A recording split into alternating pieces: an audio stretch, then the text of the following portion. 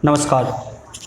Gurukul academy के इस platform से मैं राजेंद्र सर आपके लिए एक नया सब्जेक्ट प्रारंभ करने जा रहा हूं यूट्यूब के माध्यम से।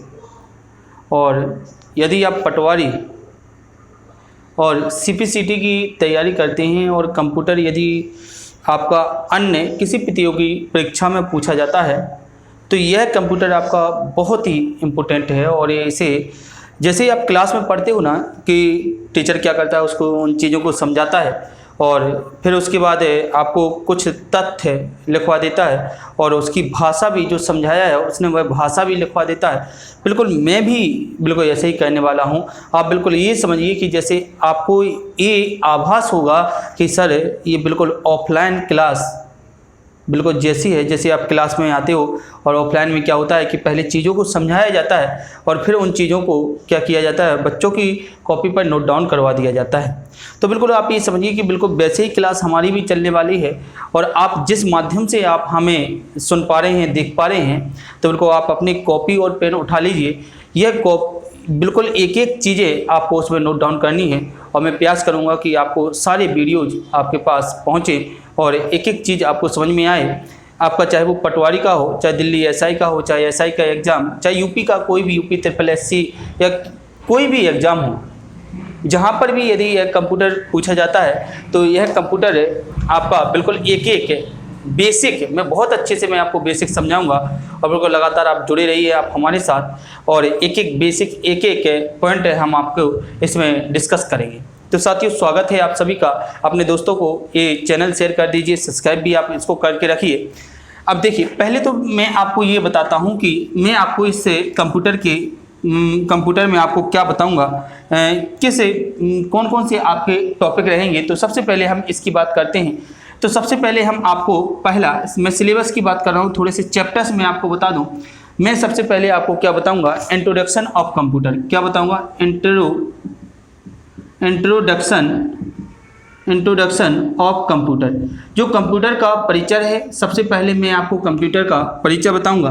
फिर इसके बाद डेवलपमेंट ऑफ कंप्यूटर,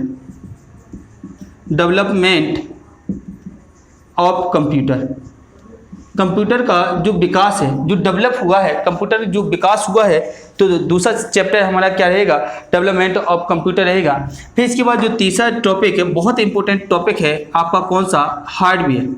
कौन सा टॉपिक है, हार्डवेयर। तीसरा टॉपिक हम लोग क्या पढ़ेंगे, हार्डवेयर पढ़ेंगे। और इसी हार्डवेयर में एक टॉपिक आपका अंदर आएगा इनपुट और अगला आएगा कौन सा, आउटपुट। तो जितनी भी इनपुट डिवाइसेस होंगे उन इनपुट डिवाइसेस की हम लोग बात करेंगे। और जो अगला टॉपिक आएगा वह आएगा आपका आउटपुट। और आउटपुट में जितनी भी आउटपुट डिवाइसेस होती हैं उन्हें हम आउटपुट डिवाइसेस की बात किसके अंतर्गत करेंगे, हम लोग हार्डवेयर के अंतर्गत करेंगे।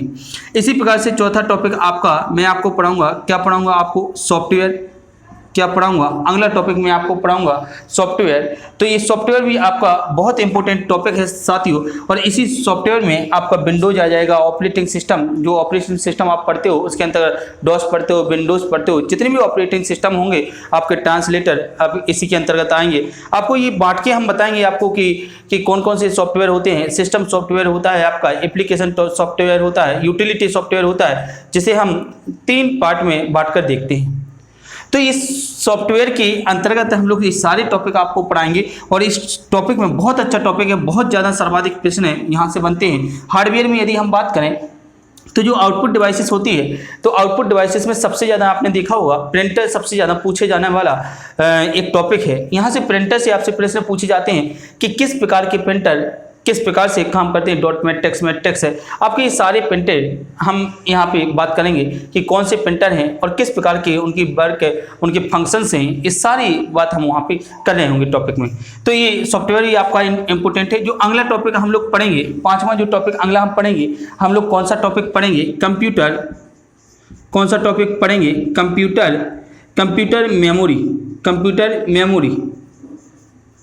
कंप्यूटर मेमोरी वाला टॉपिक हम लोग अगला पढ़ेंगे। जो 6वां टॉपिक हम लोग पढ़ेंगे वो कौन सा पढ़ेंगे, कुछ हम लोग लैंग्वेज पढ़ेंगे। कौन सी लैंग्वेज, कंप्यूटर की लैंग्वेज क्या होती है, थोड़ी सी जो चर्चा हमारी इस पे रहेगी। तो जहाँ से प्रश्न बनता है तो कंप्यूटर लैंग्वेज, जो कंप्यूटर लैंग्वेज है उसकी हम बात करेंगे कि कंप्यूटर लैंग्वेज क्या होती है और कौन कौन सी लैंग्वेज इस कंप्यूटर में काम करती है, कौन सी लैंग्वेज कब विकास किया गया और इसका कार्य क्या होता है। और इसमें जो भी प्रश्न आपके बनेंगे, इंपॉर्टेंट जो भी प्रश्न बनेंगे उन सारे प्रश्नों की हम बात करेंगे। और यहीं से एक आपका टॉपिक और निकल के आएगा, कौन सा, नंबर सिस्टम। कौन सा निकल के आएगा साथियों, नंबर सिस्टम। तो नंबर सिस्टम वाला टॉपिक भी यहाँ पर निकल के आएगा।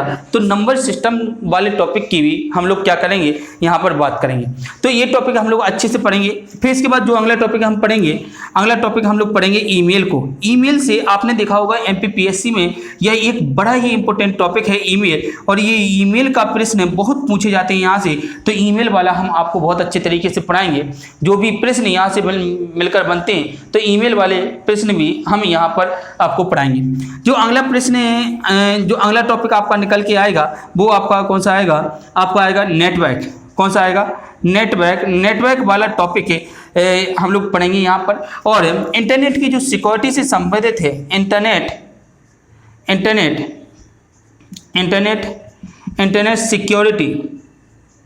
Security, internet security. तो इंटरनेट को तो हम पढ़ेंगे, और इंटरनेट सिक्योरिटी वाला टॉपिक है। दोनों टॉपिक आप यहाँ पे, एक टॉपिक तो आपका ये हो रहा है और एक टॉपिक आपका पूरा ये हो रहा है, इंटरनेट और इंटरनेट सिक्योरिटी, ये पूरा टॉपिक होगा। तो आपका नेटवर्क अलग टॉपिक है, इंटरनेट अलग टॉपिक है, और इंटरनेट सिक्योरिटी अलग टॉपिक है। इन तीनों टॉपिक को हम बहुत अच्छे से यहाँ पर डिटेल में पढ़ रहे होंगे कि कौन से टॉपिक है यहाँ पर निकल के आएंगे। इसी प्रकार से एक है जो आपने देखा होगा सीपीसीटी के एग्जाम में देखा होगा, या तो अदर एग्जाम में आपने देखा होगा, जो सर्वाधिक है इस पूरे टॉपिक की यदि हम बात करें, जो सर्वाधिक इस पूरे टॉपिक की हम लोग बात करें तो माइक्रोसॉफ्ट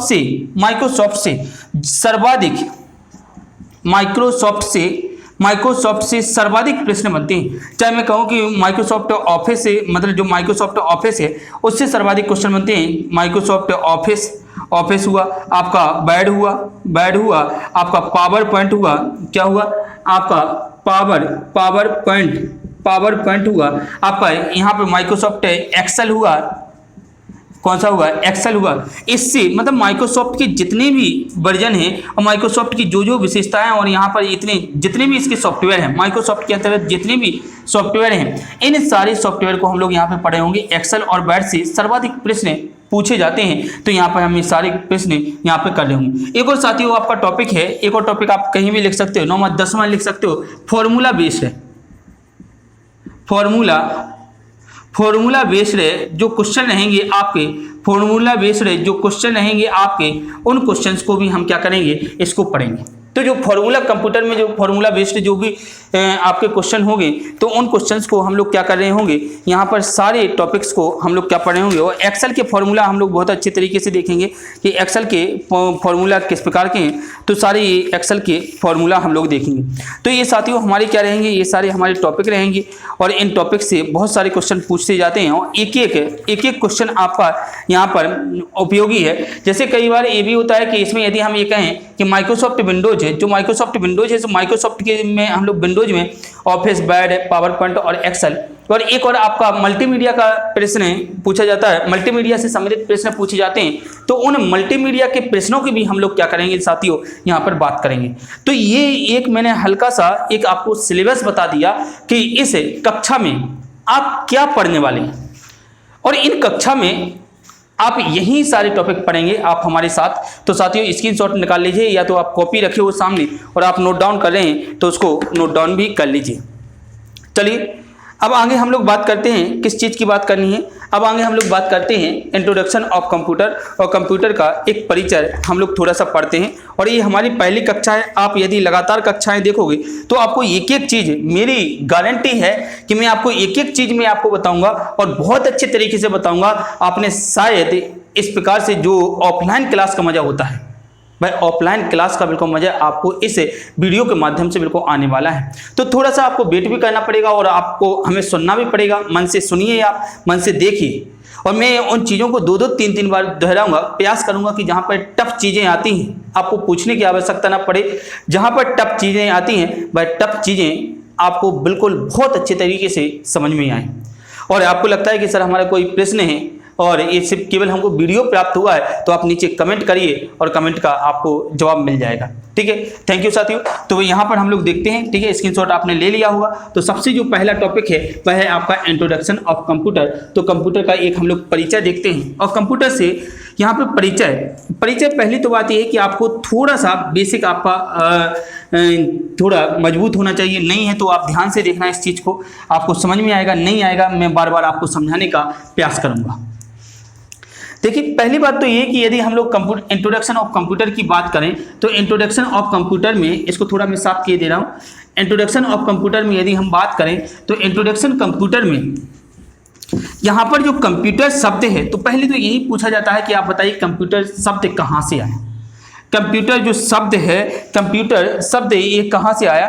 तो कंप्यूटर शब्द, कंप्यूटर ध्यान देना यहाँ पे साथियों, कंप्यूटर शब्द ग्रीक भाषा के कंप्यूट से आया। कौन सा शब्द है? कंप्यूट। किससे आया ये शब्द? ध्यान दीजिए, कंप्यूटर शब्द किस भाषा से आया है? कंप्यूटर शब्द कंप्यूट से आया है, कंप्यूट से आया है, कंप्यूट से आया है। और यह कंप्यूट शब्द किस भाषा का है? यह ग्रीक भाषा का है, ग्रीक भाषा का शब्द है। कौन सी भाषा का शब्द है साथियों? यह ग्रीक है। यह कौन सी भाषा का शब्द है? यह ग्रीक भाषा का शब्द है। कंप्यूट शब्द किसका है? ग्रीक भाषा का है। किस भाषा का है? ग्रीक भाषा का है। कौन सा शब्द है? कंप्यूट शब्द, और इसी से निकल के आया है कंप्यूटर। अब ध्यान दीजिए आप, कंप्यूट जो कंप्यूट शब्द है ग्रीक भाषा से निकल के आया है, इसका अर्थ क्या होता है? इसका अर्थ होता है संगणक, या इसको हम ये कह सकते हैं जो कंप्यूट है तो कंप्यूट का मतलब क्या होता है? कंप्यूट का मतलब होता है गणना। कंप्यूट का मतलब क्या होता है साथियों? गणना, या तो हम ये बोल सकते हैं कैलकुलेशन। क्या बोल सकते हैं? कैलकुलेशन। तो इसका मतलब क्या है? ध्यान से देखना है यहाँ पे, कंप्यूटर शब्द जो निकल के आया है वो कंप्यूट शब्द से आया है। कंप्यूट शब्द किससे मिलके बना है? किस भाषा का शब्द है? तो ग्रीक भाषा का शब्द है। और ग्रीक भाषा का शब्द है तो कंप्यूट शब्द जो है, कंप्यूट का अर्थ क्या होता है? कंप्यूट का अर्थ होता है गणना या कैलकुलेशन। यदि मैं ये कहूं कि कंप्यूट शब्द है, यह सीधी एक प्रकार की क्या है? एक मशीन ही है। यह क्या है? एक मशीन ही है। क्या है? जो गणना कर सके, मतलब 2+2 कर सके, 2 × 2 कर सके, 2 सब्ट्रैक्शन 2 - 2 कर सके। तो आप बताइए ये क्या कर रही है? ये गणना ही तो कर रही है, गणना ही कर रही है। तो यह क्या है साथियों? यह एक प्रकार की क्या हुई? यह एक प्रकार की मशीन हुई। तो हम सीधी सी ये कह सकते हैं कंप्यूटर शब्द की उत्पत्ति, यहाँ पे मैं आप लिखे दे रहा हूँ भाई पॉइंट, कंप्यूटर आपको बिल्कुल ऐसे ही लिखना है जैसे मैं लिख रहा हूं, बिल्कुल ऐसे ही लिखना है। कंप्यूटर शब्द की उत्पत्ति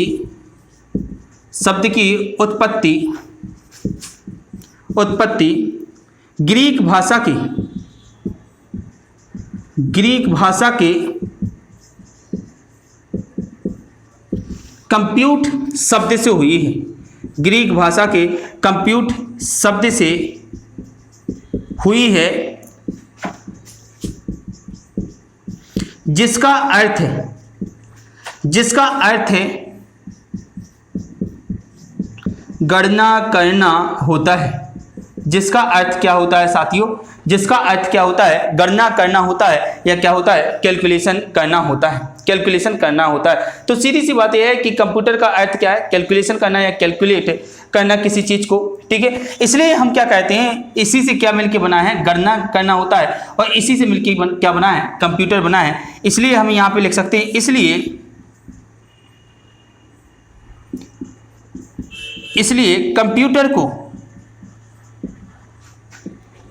इसलिए कंप्यूटर को संगणक कहा जाता है। क्या कहा जाता है? संगणक कहा जाता है। इसलिए कंप्यूटर को क्या कहा जाता है? संगणक कहा जाता है। तो इतनी मैंने बिल्कुल थोड़ी सी बात बताई है, और मैं आपका एक बेसिक स्टार्ट कर रहा हूं, इसलिए आपको एक एक बात समझ में आ रही होगी। और यदि इन्हीं चीज़ों को आपने अच्छे से समझा है तो मैं कह रहा हूं कि आपके आने वाले सारे प्रश्न आपके सॉल्व होंगे, कहीं भी आपको ऐसी दिक्कत नहीं होगी। और मैंने अपनी ऑफलाइन क्लासेस में मैंने देखा है कि जब मैं टेस्ट लेता हूं, मैंने अभी हाल ही में हार्डवेयर का टेस्ट लिया था, हार्डवेयर जो टॉपिक था, तो हार्डवेयर में बच्चों की मैंने लगभग 72-73 क्वेश्चन दिए थे, उसमें से 69 क्वेश्चन सही हुए थे। आप खुद सोचिए कि जब इतनी एक जो लैंग्वेज है, और लैंग्वेज से यदि लैंग्वेज एक प्रकार की टफ ही होती है, हमेशा ये मान के चलिए, और ये कंप्यूटर की जो लैंग्वेज है ये टेक्निकल भाषा है, और जब इस टेक्निकल भाषा में इतने अच्छे नंबर बच्चे प्राप्त कर सकते हैं, तो आप भी इसी चीज़ को फॉलो करिए, जिस चीज़ को मैं बताता हूँ, और आप सारी चीज़ें यहाँ पर लिखिए। और मैं प्रयास करूँगा कि आपको जो चीज़ लिखनी है या जो चीज़ मुझे कोई बात बोलनी है, जैसे मैं थ्योरी में जब क्लास में पढ़ा रहा होता हूँ, तो इस चीज़ को मैं बता देता हूँ बोर्ड पे, और फिर मैं नीचे डेफिनेशन लिखवा देता हूँ। हालांकि मैं वह डेफिनेशन में आपके बोर्ड पे लिख रहा हूँ, लेकिन बीच बीच में ये भी हो सकता है कि मैं डेफिनेशन में क्लास में बोलता जाऊं और आपको लिखना पड़ेगा। तो बिल्कुल ऑफलाइन क्लास का जो मजा होता है वह बिल्कुल आप घर पर बैठे लीजिए और सारे नोट से अच्छे से तैयार करिए। तो इतनी बात में आपने लिख ली होगी। अब इसके बाद हम लोग आगे बढ़ते हैं और इस चीज़ को हम साफ करते हैं, ठीक है। अब देखिए अगला प्रश्न क्या बनेगा साथियों। अगला प्रश्न बहुत सिंपल सा बनेगा कि कंप्यूटर का जनक किसे कहा जाता है। ध्यान दीजिए, यहाँ पे ध्यान देना है, आपको अच्छे से ध्यान देना है। मैं यहाँ पे लिख रहा हूँ कि कंप्यूटर का जनक, आपसे पूछा जाएगा कंप्यूटर का जनक, या आप ये कह दीजिए फादर ऑफ कंप्यूटर किसे कहा जाता है। कंप्यूटर का जनक किसे कहा जाता है, तो कंप्यूटर का जनक किसे कहा जाता है साथियों, चार्ल्स बेबेज को किसे कहा जाता है, चार्ल्स बेबेज को क्या कहा जाता है, कंप्यूटर का जनक कहा जाता है, या फादर ऑफ क्या कहा जाता है, फादर ऑफ कंप्यूटर कहा जाता है। अब देखिए केवल आपसे इतना ही प्रश्न नहीं पूछेगा कि चार्ल्स बेबेज को कंप्यूटर का जनक कहा जाता है, आपसे पूछेगा कि किस देश से संबंधित थे, तो आप सीधा सा बता देना ये कहाँ से संबंधित थे, या इंग्लैंड से, या किस देश से संबंधित थे, या इंग्लैंड से क्या थे, या इंग्लैंड से क्या थे साथियों संबंधित थे। मैं एक बार वीडियो देख लूँ, हाँ सही आ रहा, यह इंग्लैंड से क्या थे साथियों संबंधित थे। अब आपसे ये पूछा जा सकता है कि आप बताइए इनका जन्म कब हुआ था, तो इनका जो जन्म हुआ था यह इंग्लैंड में हुआ था, और जन्म कब हुआ था 1791 में। 1791 में क्या हुआ, इनका जन्म हुआ। आपसे पूछा जाएगा इनकी मृत्यु कब हुई साथियों, इनकी मृत्यु कब हुई, तो इनकी मृत्यु कब हुई 1871 में क्या होती है, इनकी मृत्यु होती है। ध्यान दीजिए, बिल्कुल छोटे से प्रश्न हैं और बहुत इंपॉर्टेंट है। मैंने क्या बताया, मैंने कहा कि कंप्यूटर का जनक या फादर ऑफ कंप्यूटर किसे कहा जाता है, तो कंप्यूटर का जनक या फादर ऑफ कंप्यूटर किसे कहा जाता है, चार्ल्स बेबेज को कहा जाता है। चार्ल्स बेबेज को कहा जाता है। कहाँ इनका जन्म हुआ, तो इंग्लैंड में हुआ, या इंग्लैंड से यह संबंधित नहीं, और इन्हीं को हम क्या कहते हैं, फादर ऑफ कंप्यूटर कहते हैं। इसका मैं कारण बताऊंगा क्यों इन्हें फादर ऑफ कंप्यूटर कहते हैं। इसके पहले भी तो कई व्यक्ति आए होंगे, उनके बारे में सर बता दीजिए, तो मैं वह भी आपको पिक किया बताऊंगा। डेवलपमेंट ऑफ कंप्यूटर में वह भी पिक किया बताऊंगा कि कैसे ये आए हैं। तो यहाँ पे जन्म 1791 में इनका जन्म होता है। मृत्यु कब होती है, 1871 में क्या होती है साथियों, इनकी मृत्यु होती है। 1871 में क्या होती है, मृत्यु होती है। अब ध्यान दीजिए, दूसरी बात को आप ध्यान देना। मैंने कहा कि चार्ल्स बेबेज, मैं यहाँ पे लिख रहा हूँ Charles Babbage, CB Charles Babbage ने 1822 में, ध्यान दीजिए यहाँ पे बहुत इंपॉर्टेंट पॉइंट है, चार्ल्स बेबेज ने 1822 में एक इंजन बनाया, एक जिसे हमने क्या कहा था, कंप्यूटर कहा था। एक इंजन बनाया जिसे हम क्या कहते थे, हम लोग कहते थे डिफरेंस इंजन। क्या कहा हमने, इसको क्या कहा, अंडरलाइन करना इस चीज को, डिफरेंस इंजन। हमने इस शब्द को क्या कहा, हमने कहा डिफरेंस इंजन। और ये चार्ल्स बेबेज ने कब बनाया, 1822 में बनाया, और क्या बनाया, डिफरेंस इंजन बनाया। और डिफरेंस इंजन 1822 में किसने बनाया, चार्ल्स बेबेज ने बनाया। और चार्ल्स बेबेज ने यह डिफरेंस इंजन बनाया। ये पहली बार ये डिफरेंस इंजन का क्या किया है, इन्होंने विकास किया, इन्होंने आविष्कार किया। और ये कार्य क्या कर सकता था, डिफरेंस इंजन का क्या किया, इन्होंने आविष्कार किया। क्या किया साथियों, आविष्कार किया। और ये भाप से चलता था यह डिफरेंस इंजन, ध्यान देना। और यह क्या कर फंक्शन, यह क्या कर सकता था, दशमलव, ये दशमलव लगा दिया, दशमलव मैं यहाँ पे लिखे दे रहा हूँ, दशमलव के बाद दशमलव के बाद की 20 अंकों तक की, दशमलव के बाद की 20 अंकों तक की गणनाएं कर सकता था। कौन कर सकता था साथियों? यह कर सकता था, डिफरेंस इंजन कर सकता था, जिसको किसने बनाया था? जिसको पहली बार 1822 में चार्ल्स बेबेज ने बनाया था। 1822 में चार्ल्स बेबेज ने इसे डिफरेंस इंजन को बनाया था, जो क्या कार्य कर सकता था? दशमलव के बाद की 20 अंकों तक की यह गणनाएं कर सकता था। यहां तक आपको क्लियर है? ध्यान से सुनिए, मैंने क्या कहा है। मैंने कहा कि चार्ल्स बेबेज को कंप्यूटर का जनक कहते हैं, फादर ऑफ कंप्यूटर कहते हैं। एक बात, इंग्लैंड में इनका जन्म होता है। कब होता है? 1791 में जन्म होता है। मृत्यु कब होती है? 1871 में इनकी मृत्यु होती है। लेकिन इसी बीच में इन्होंने क्या किया? इन्होंने कार्य किया। 1822 में इन्होंने एक इंजन विकसित किया, जिसे हमने क्या कहा? डिफरेंस इंजन नाम दिया। और यह एक प्रकार का क्या था? कंप्यूटर था, जो क्या कर सकता था? गणनाएं कर सकता था। ध्यान रखना, आविष्कार किया दशमलव के बाद तक की 20 अंकों तक की क्या कर सकता था? गणनाएं कर सकता था, कैलकुलेशन कर सकता था। एक बात, अब समय आगे बढ़ा साथियों, समय आगे बढ़ा और चार्ल्स बेबेज ने फिर इसके बाद 1833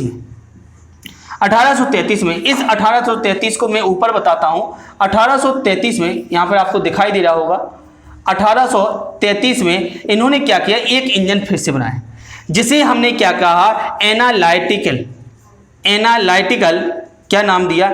एनालिटिकल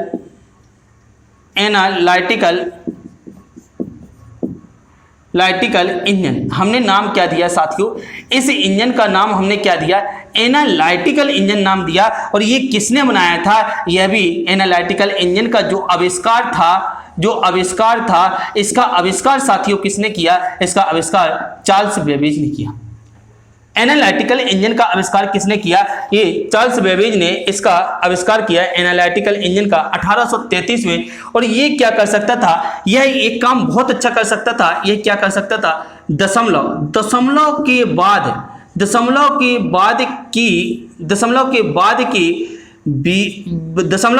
की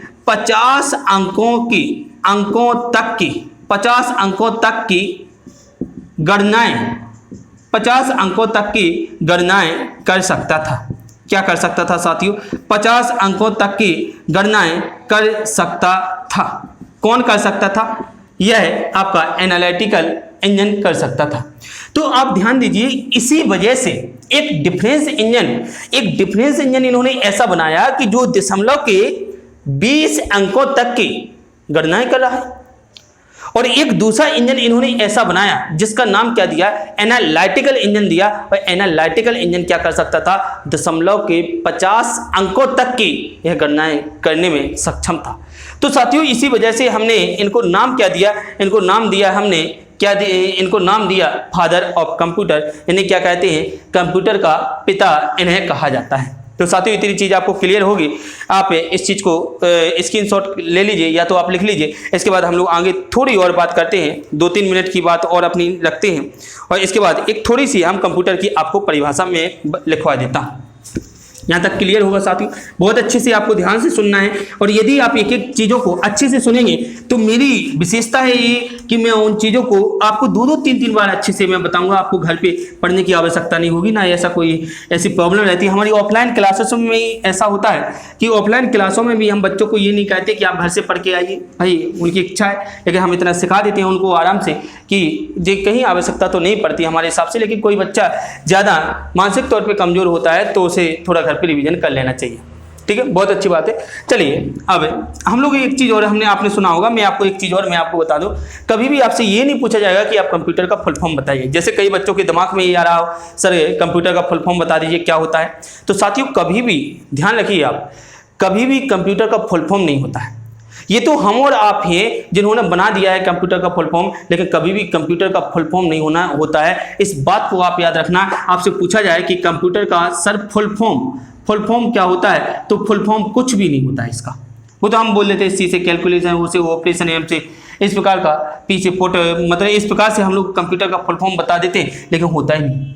और यदि आपको ऐसा लग रहा हो कि सर हो सकता है इसका, तो मुझे एक वह क्वेश्चन बताइए, ऐसा एक वह क्वेश्चन बताइए जहाँ पे कंप्यूटर का फुल फॉर्म पूछा गया हो, जो गवर्नमेंट एग्जाम हो और वहाँ पे कंप्यूटर का फुल फॉर्म पूछा गया हो। तो कभी भी किसी भी बच्चे को फुल फॉर्म ही नहीं मिलेगा भाई, ठीक है। तो कंप्यूटर का फुल फॉर्म नहीं होता है, इस दिमाग को निकाल देना है। अगली बात है, आपको एक है, आप कंप्यूटर की परिभाषा लिख लीजिए, आपसे परिभाषा पूछिएगा, आप परिभाषा आप लिख लीजिए, परिभाषा आप लिख सकते हैं, ठीक है। परिभाषा क्या लिखनी है आपको कि कंप्यूटर एक इलेक्ट्रॉनिक डिवाइस है, कंप्यूटर एक है इलेक्ट्रॉनिक डिवाइस है, कंप्यूटर एक इलेक्ट्रॉनिक डिवाइस है जो मैथमेटिकल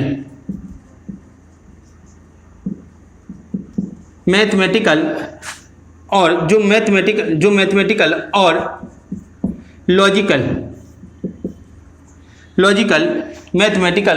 और लॉजिकल मतलब जिसे हम क्या बोलते हैं तार्किक, जिसे हम क्या बोलते हैं दोस्तों तार्किक, लॉजिकल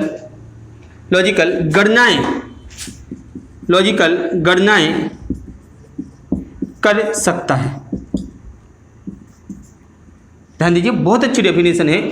कंप्यूटर एक इलेक्ट्रॉनिक डिवाइस है, मतलब ऐसी जो इलेक्ट्रॉन से, मतलब जो आपकी विद्युत से चलते इलेक्ट्रॉनिक डिवाइस है, ठीक है। इलेक्ट्रॉनिक डिवाइस है जो मैथमेटिकल का मतलब होता है मैथमेटिकल मतलब जो मैथमेटिक्स से जो ऑपरेशन होते हैं, आपके अंक गणितीय जो ऑपरेशन होते हैं। जैसे आप मैथमेटिकल मतलब अंक गणितीय में आप किसको जोड़ोगे, अंक गणितीय, जो आपके अंक गणितीय जो ऑपरेशन होते हैं, अंक गणितीय जैसे हमने कहा कि सर प्लस, जो प्लस है आपका सब्ट्रैक्शन है, माइनस आपका मल्टीप्लिकेशन है, इंटू जिसे हम मतलब बोल देते हैं मल्टीप्लिकेशन है, और डिवाइडेशन। ये चार आपके क्या कहलाते हैं, मैथमेटिकल ऑपरेशन कहलाते हैं, अंक गणितीय ऑपरेशन कहलाते हैं। क्या कहलाते हैं साथियों, मैथमेटिकल या अंक गणितीय ऑपरेशन कहलाते हैं। इसी प्रकार से यदि हम इसकी बात करें लॉजिकल मतलब तार्किक, तो तार्किक ऑपरेशन में कौन से ऑपरेशन आती है, जैसे आप कंप्यूटर में जिनका उपयोग करोगे तो तार्किक में आपका आएगा इक्वल टू, फिर एक आएगा नॉट इक्वल टू, मतलब आपका आएगा इक्वल टू, दूसरा आएगा नॉट इक्वल टू, और एक नॉट इक्वल टू, अगला आएगा आपका ग्रेटर देन, अगला कौन सा आएगा ग्रेटर देन, और एक आएगा आपका लेस देन। तो इसका नाम क्या है, इसका ग्रेटर, इसका नाम क्या है ग्रेटर देन, आप ऐसे नाम याद रखिए। इसका नाम क्या है लेस देन, क्या नाम है लेस देन। इसे क्या बोलेंगे, इसे बोलेंगे इक्वल टू, और इसे क्या बोलेंगे, इसे बोलेंगे नॉट इक्वल टू। हमने काट दिया ना इसको, देखो बराबर है और बराबर को काटा गया है कि जो बराबर नहीं है, तो नॉट इक्वल टू। तो ये प्रश्न आपसे इस प्रकार से पूछे जा सकते हैं। पहला प्रश्न तो आपसे क्या पूछेगा, वो यह पूछेगा आपसे कि आप ये बताइए कंप्यूटर क्या क्या कर सकता है। तो केवल दो ही ऑपरेशन आपको बताना है कि कंप्यूटर क्या कर सकता है। कंप्यूटर आज के, जब पहले के कंप्यूटर हुआ करते थे दोस्तों, तो पहले के कंप्यूटर बहुत ही बड़े हुआ करते थे और वह केवल दो ही कार्य करते थे, एक ही दो कार्य करते थे कि अंक गणितीय कार्य करना और तार्किक गणनाएं करना। तो तार्किक गणनाएं तो आज के समय में करने लगे, लेकिन पहले के कंप्यूटर आप देखोगे तो केवल मैथमेटिकल ऑपरेशन ही परफॉर्म करते थे। तो मैथमेटिकल ऑपरेशन कौन से, आपको याद रखना है कि प्लस माइनस इनटू और डिवाइडेशन, ये केवल मैथमेटिकल ऑपरेशन ही करते थे। और फिर इसके बाद आपके कौन से लॉजिकल। तो आपसे प्रश्न देखिए, प्रश्न बनाने का एग्जाम के ऊपर है कि वो कैसे बनाता है, लेकिन आपको एक एक पॉइंट आपको ध्यान से समझना पड़ेगा। और ये मत मचाइए कि सर वो जल्दी जल्दी आप करवा दीजिए, वो निपटा दीजिए, ये काम हमारे ना तो कोचिंग में होता है, ठीक है, ना तो मैं करवा सकता हूँ, ठीक है। आपको यदि ऐसा काम करना है तो आपके बहुत सारे चैनल भी हैं, बहुत सारी चीज़ें भी हैं, आप उनको पढ़ सकते हैं आराम से। तो देखिए यहाँ पे ध्यान दीजिए, जैसे प्रश्न उसने पूछा कि आप बताइए कंप्यूटर क्या कर सकता है। तो सबसे बड़ी बात है कि कंप्यूटर क्या कर सकता है। वो पहले के कंप्यूटर क्या करते थे, मैथमेटिकल प्लस लॉजिकल ऑपरेशन करते थे। और मैथमेटिकल कौन से होंगे आपके, प्लस माइनस मल्टीप्लिकेशन और डिवाइडेशन। लॉजिकल ऑपरेशन कौन से होंगे, जैसे आपने कहा सर ये आपने कहा कि इक्वल टू, आपने कहा नॉट इक्वल टू, आपने कहा ग्रेटर देन और फिर लेस देन। ये आपके क्या हो जाएंगे, ये आपके लॉजिकल ऑपरेशन हो जाएंगे, ये आपके मैथमेटिकल ऑपरेशन हो जाएंगे। तो इस प्रकार से क्या कर सकता है कंप्यूटर, ये सारे कार्य कर सकता है। तो आपको याद रखना है कि कंप्यूटर एक इलेक्ट्रॉनिक डिवाइस है जो मैथमेटिकल और लॉजिकल ऑपरेशन करता है। तो साथियों, हमारे हिसाब से आपको क्लियर होगी ये सारी चीज़ें। मैंने हल्का सा बेसिक मैंने आपको बताने का प्रयास किया है और मैंने थोड़ा सा सिलेबस मैंने आपको बता दिया कि मैं ये सारी चीज़ें आपको बताऊंगा। और जहाँ पर भी जो भी प्रश्न पूछा गया है वो प्रश्न भी मैं आपको करवा दूंगा। सारे जो प्रैक्टिस भी मैं आपकी करवा दूंगा यूट्यूब के माध्यम से, इसी चैनल के माध्यम से मैं आपको प्रैक्टिस भी करवा दूंगा ताकि आप क्वेश्चन भी आप उसके लगा सकें। तो ये वीडियो आप लगातार देखते रहिए। ये हमारा पहला वीडियो था। मैंने प्रयास किया है कि थोड़ी सी चीज़ें आपको हल्का सा इंट्रोडक्शन दे दूँ। वीडियो पसंद आया है तो अपने दोस्तों को बिल्कुल शेयर करिए, बताइए उनको, ठीक है। और मेरा नाम राजेंद्र सिंह राजपूत है या राजेंद्र सर है और मैं टीकमगढ़ जिले मध्य प्रदेश से हूँ। और आपको यदि कोई भी किसी भी प्रकार की दिक्कत होती है या आप हमसे संपर्क करना चाहते हैं तो आप हमारा नंबर सेव कर सकते हैं 9826678582। नाम लिख सकते हैं आप, नाम लिख सकते हैं क्या, राजेंद्र सर गुरुकुल टीकमगढ़ से मैं संबंधित हूँ। तो आप बिल्कुल ऑफलाइन क्लासेस हमारे यहाँ चलती है। ऑफलाइन बहुत सारे बैचेस स्टार्ट भी हो रहे हैं, तो आप उन ऑफलाइन क्लासेस में आ सकते हैं। और यही सब्जेक्ट आपका स्वयं भी चला है। हम सारे जीएस के जितने भी सब्जेक्ट हैं वह सारे जीएस के सब्जेक्ट पढ़ाते हैं। एमपीपीएससी का भी एक नया बैच स्टार्ट होने वाला है और आपके बेसिकली सबसे कम फीस में, टीकमगढ़ की सबसे कम फीस में हम सारी तैयारी करवाते हैं। और जितना मटेरियल, जितना कंटेंट उच्च लेवल का जो हम दे सकते हैं वो देते हैं अपने विद्यार्थियों को, ताकि उनको किसी भी प्रकार की ऐसा महसूस ना हो कि हमें कहीं और ऐसे संस्थान में पढ़ने की आवश्यकता है, सर आपने अच्छे से नहीं पढ़ाया है इसलिए हमें कहीं और जाना पड़ रहा है। तो ये महसूस नहीं आपको होने पाएगा साथियों। और मैं विश्वास दिलाता हूं कि एक एक पॉइंट आपको समझ में आएगा और एक एक चीज़ों को मैं समझाने का प्रयास करूंगा। जब मेरी क्लास में बच्चे बैठे होते हैं तो मैं उनकी एक एक जो कॉपियाँ होती हैं वह कॉपियाँ चेक करता हूँ, सारे उनको काम देता हूँ, प्रैक्टिस लगवाता हूँ, सारे क्वेश्चन उनके सॉल्व करवाता हूँ। एक एक बच्चे यदि क्लास नहीं आते हैं तो उनके पास हमारा कॉल जाता है, उनसे मैं बात करता हूँ क्यों नहीं आ रहे, तो उनको मोटिवेट करना, ये सारी चीज़ें हमारी होती हैं। तो साथियों, हमको मिलते हैं फिर नेक्स्ट क्लास में। आज के लिए इतना ही। थैंक यू, धन्यवाद।